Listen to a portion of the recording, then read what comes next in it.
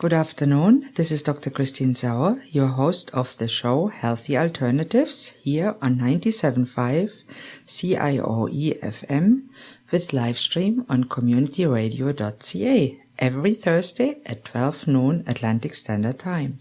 Thanks for tuning in today.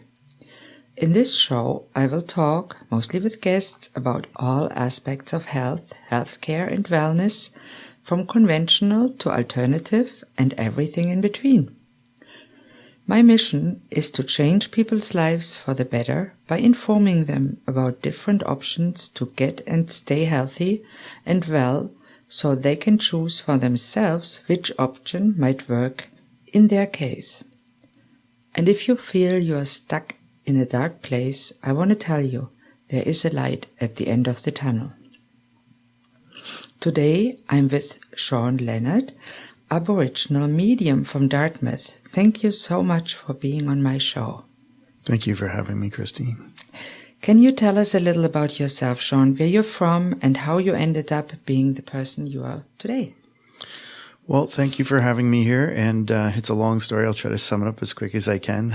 Take your time. Well, how I ended up being an Aboriginal medium. Well, Aboriginal or Indigenous is just a given part of my culture. Is my grandmother, Margaret Stewart from Con River, Newfoundland, was a Mi'kmaq and married another man, Leonard, who is now, both are deceased. And so growing up as a young boy, my grandma had taught me some traditional things. Considering my great-great-grandmom was probably one of the last medicine women in Con River, Newfoundland, some of those things were passed down as oral tradition was kind of customary with Indigenous people. Nothing was really written down.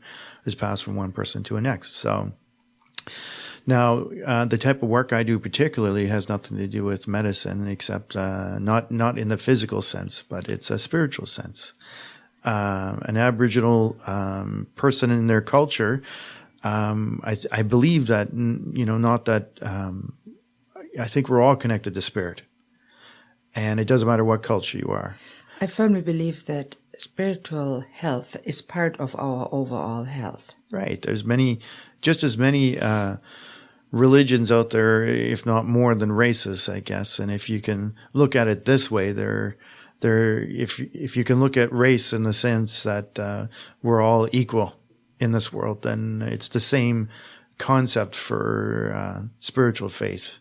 We're all equal. It doesn't matter which way we get to the source, but we're all connected to the same source, whether you're Catholic, Muslim, or Indigenous.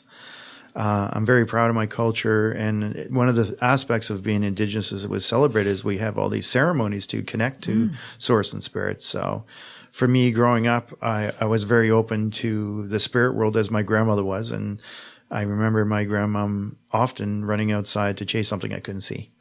So as I grew older, my mom thought she was nuts a little bit, but I now know that she wasn't, because I guess the apple doesn't fall too far from the tree, as with the work I do. So with the work I do, particularly in helping people, is helping people and guide them in their lives. Sometimes like a life coach, give them guidance of people sometimes lost, like you said, that finding that light at the end of the tunnel. Yeah. And in also being a medium, because all mediums are psychic. Now, how did you discover, how old were you, how did you discover that you have a connection to the spirit world that many people don't have nowadays? Right. Well, I think we're all connected. We just don't know it. I believe we're all born psychic. I do believe that as we grow older, we lose that connection. I think we're all intuitive on some levels, and I do believe women maybe have a little bit of up on this than men sometimes, because they're the feelers of the sexes, and they feel things a little bit more than men typically. So there's a lot of that kind of sensing thing comes through for women more so than men. For me, I've been kind of sensitive my whole life, but it wasn't until my 20s that I really became aware that there was something there a little bit extra or a little bit different or unordinary, I guess. And I remember going back, I had things happen to me that I guess the first incident that really got my attention was that made me think, or, connection to spirit, was my father when he passed away when I was 15 years old. I remember my mom waking me up and telling me there was something wrong with my father in the driveway in Elmsdale, where I grew up, and he was in the Navy, and I ran outside, and I tried to revive him, and I couldn't do it. At that time, my mom very Catholic and raised with Catholic faith and belief, even though Indigenous culture was part of my growing up as well. I didn't know if there was a God or a great spirit, or, I just had faith at that point that there was something bigger, greater. And when I, tried to revive my father, I screamed out to God, Jesus, whoever was there to listen, that I was hoping that not only them, but even my father himself, that somehow he would hear me and that he would get back in his body. And to no avail. That wasn't the journey for my father, and it wasn't it was a very integral part of my life that kind of shifted everything, that kind of like led me into like a whole new understanding of how we're connected. It was a year later after my father passed, and I was a typical kid. I had spiritual experiences. I would have not thought that I was any different than anyone else.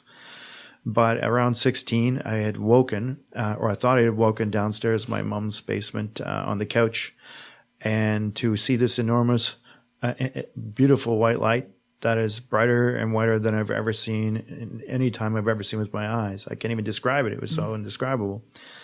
And out walked my father.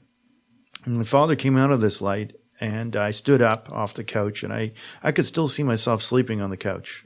And I knew it was like either having some really crazy dream or this was real.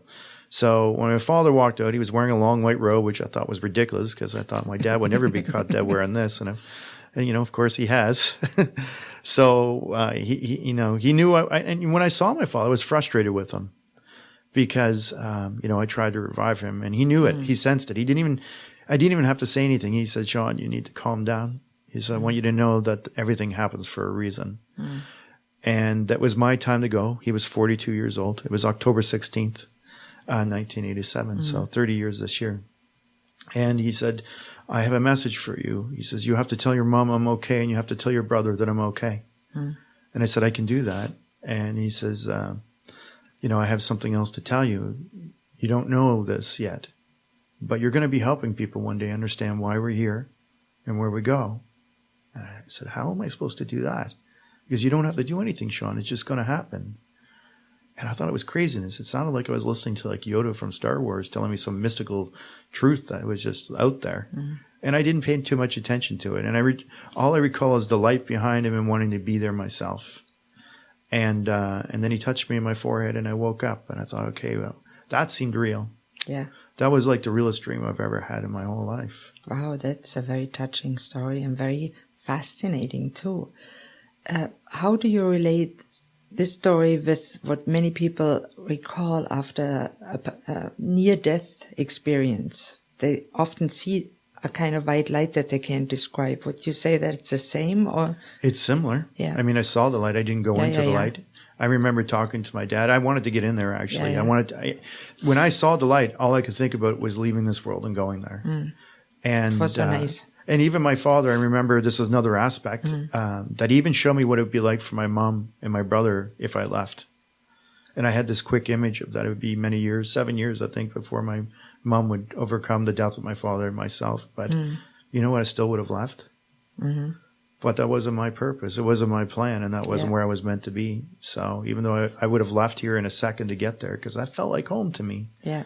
And this felt like some type of crazy, weird, strange reality that I was in, and didn't really know why, but I was here.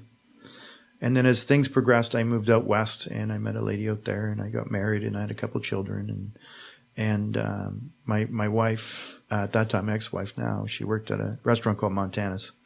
So I'd visit there quite often, and then I would kind of vibe people out. I mean, everybody does it. I think at some level we meet people and we see them. Maybe I was being a bit judgmental, because I would say, okay, I think that person's like a drug dealer. I'm pretty sure that guy's stealing money, and this person is probably cheating together. But so I thought it was crazy. And, when you're with somebody, you kind of like trust that inner voice. And I told my ex-wife about that, and she said, well, no, you're wrong. I mean, that couldn't be possible. They're married to other people. That guy's father's a minister. And it was like and I thought, I just brushed it off. I mean, I wasn't really expecting to be right anyway.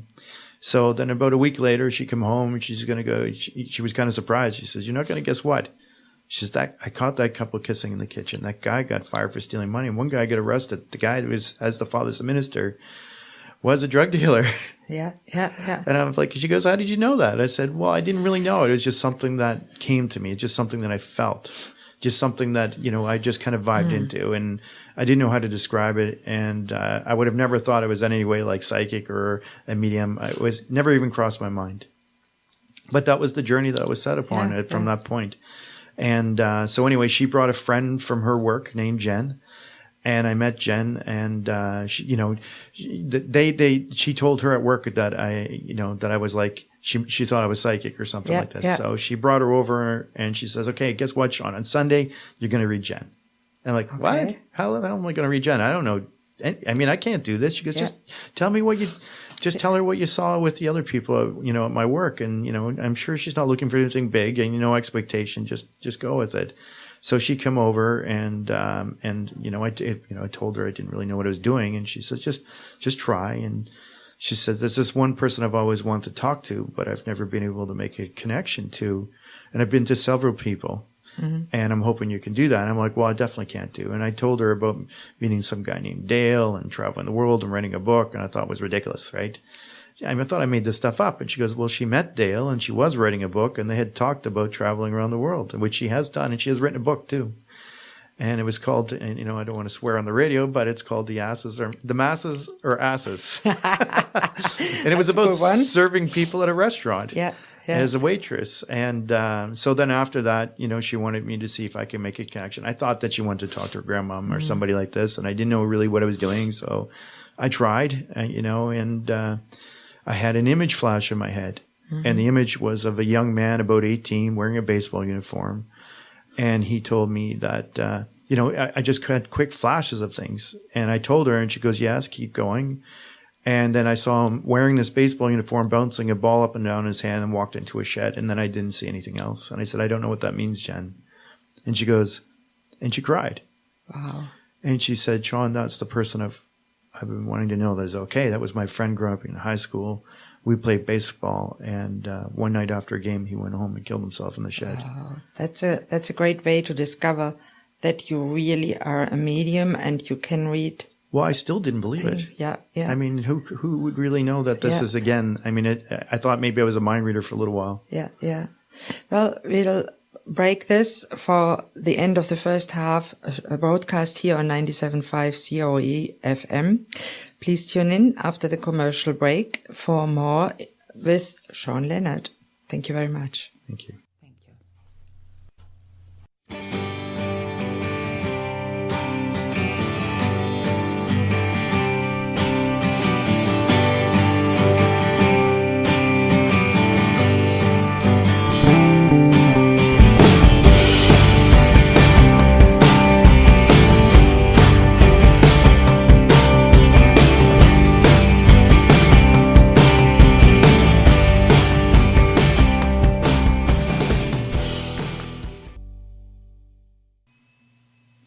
Hello and welcome back to Healthy Alternatives here on 97.5 CIOE FM or on the web at communityradio.ca. I'm your host, Dr. Christine Sauer, and I am with today's guest, Shawn Leonard, an indigenous medium. In the first half, we talked a little bit how Shawn grew up and how he discovered that he actually was a medium and was psychic. So tell us a little bit more about how you became the spiritual healer you are now and what you're doing here in Dartmouth to help the people and all over the world. Well, I imagine with, coming to grips with understanding how this works, I discovered, I call it a language, and I like to think of myself as a translator of language, just spirit language. And I help people, guide them in their lives and connecting to people that they've lost in various ways. But what the work is really about is healing. It's about healing people's hearts. A lot of people hang on to all kinds of different things, whether it's grief or heartache or anger or resentment, sometimes unforgiveness. Those are all things that we can carry in our body. And I know, I like to think that the spirit world guides people to me to help them. and help remove some of these things so that they can live greater, freer, happier, healthier lives. Because I do believe with illness or dis-ease, if you're not at ease in life, you're at dis-ease, is because in my understanding, there's an energetic connection to all issues in our life. I mean, whether it's like having heart issues or sometimes even cancer. And there's some really good books out there. One of them, Anita Morjani, Dying to Be Me, which I'm a big fan of. But with the work I do, I bridge the gap and then make a connection and allow spirit people to communicate to me so that I can help people and help them and facilitate that healing. Not through me. I'm just the middle person. That's why I guess we're called mediums. Well, really, every healer is a middle person. Right. Because never the doctor is not the one that heals. It's God, universe, whatever you believe that heals, that does the healing. Right. The doctor tries to facilitate with whatever means they have. So you are a true spiritual healer in that sense, that you're a medium. Right, because it's sometimes when healing the spirit, I mean, it has an effect into your life that can ripple out into so many different ways where you're, if you're living with anxiety or you're living with grief, and I get to see, and this is my gift from all this, is seeing people become healed. And that's a great honor for me to be part of, and I'm so grateful for the work that I do. I feel so honored and privileged that I have this understanding and ability to communicate from them to them. So how that works is, I see things as we all see things. We all have our external senses in life. We all have internal senses too, whether we know it or not. We all can see in our mind. We all can visualize things. If we all took a moment and visualized our being in bed or in our living room for a second, we could all do it. What it's like to be clairvoyant, because that's like with the seeing aspect from the spirit world. Imagine you had an image of being in your car, you're driving, and you have your radio on, you got some change there, and there might be some garbage and some kid stuff, who knows? But imagine you had that image pushed in your head, but you didn't know why it was being pushed in your head. That's what it's like to be clairvoyant. So I see people, I see places, I see objects that get shoved into my mind when I'm around people, especially when I'm kind of dialed in or tuned in. Because I like to say it's like a radio frequency, and hoping everybody's going to tune into 97.5 to hear obviously to hear this. But I have to kind of dial into the right energy. So it's like it's a mind state, where it's kind of meditative, semi-meditative. I don't have to have my eyes closed, but I allow, images to get kind of like, allow them to come into my mind. It's because it's not like I walk around Walmart seeing things all the time. I don't. That would be unhealthy. So I like to allow that time when I'm with a person or a client that to come through. So the next part is called clairsentience. So clairsentience is, the vibing sense part of this, the feeling sense. We could all have had an experience where we've walked into a room and felt that somebody likes somebody. We've also walked into a room and felt the energy of what it was not to be liked. Yes. There's energy there that even if somebody doesn't say anything, that we can kind of sense or feel or pick up on. So when I see these people in the spirit world and how the kind of like the depth of how they communicate to me, when they show me an image, it could be literally what it is. And sometimes it's kind of figurative. So I kind of have to feel it out.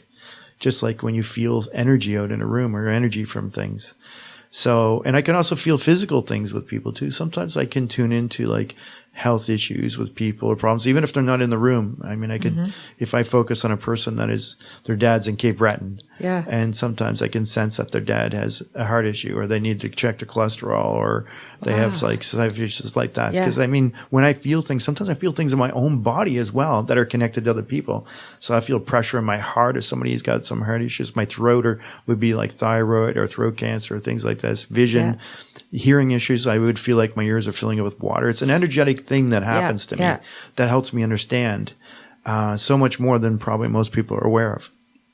But I'm like the instrument that they're able to communicate this information through. It never doesn't hurt me. It's very subtle.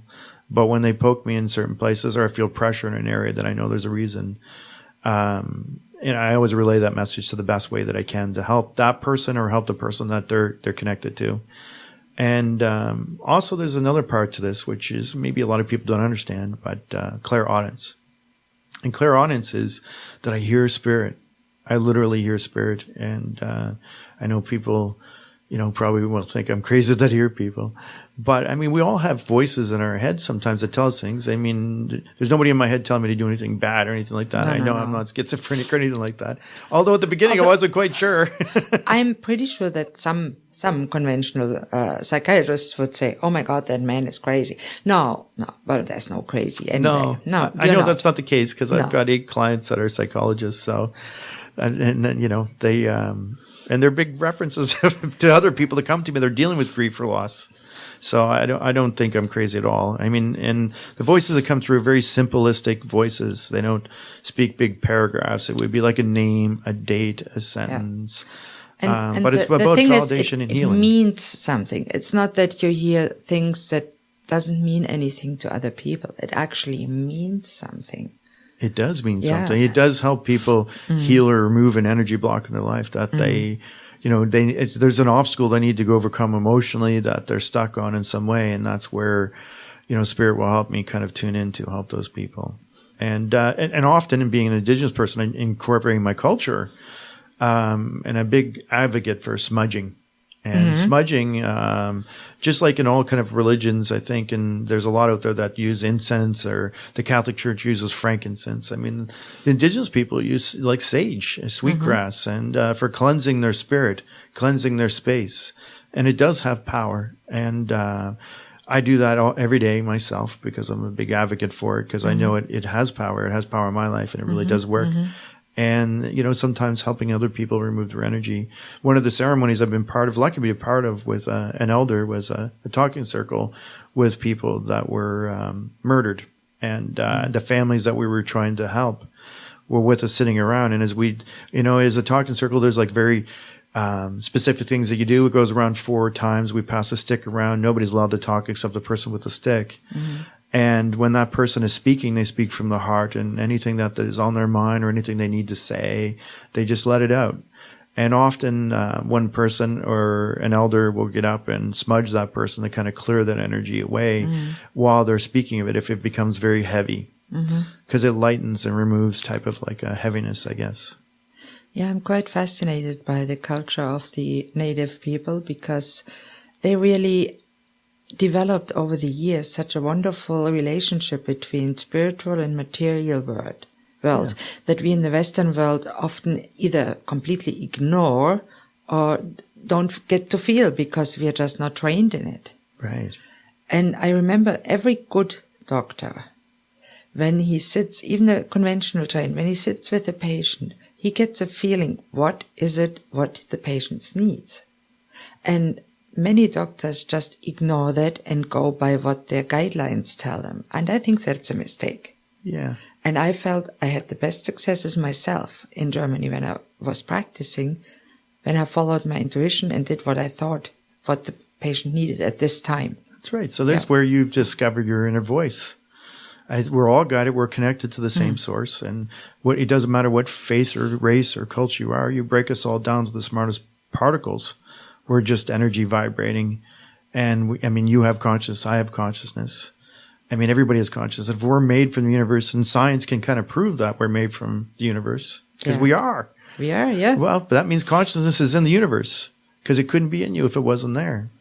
And if we all kind of listen, pay attention to our little inner voice, our gut, we should.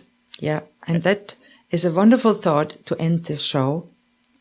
And listen to your intuition, listen to your gut, discover your connection with the spiritual, whatever your belief system. And I love that. That is wonderful. And this brings me to the end of today's show.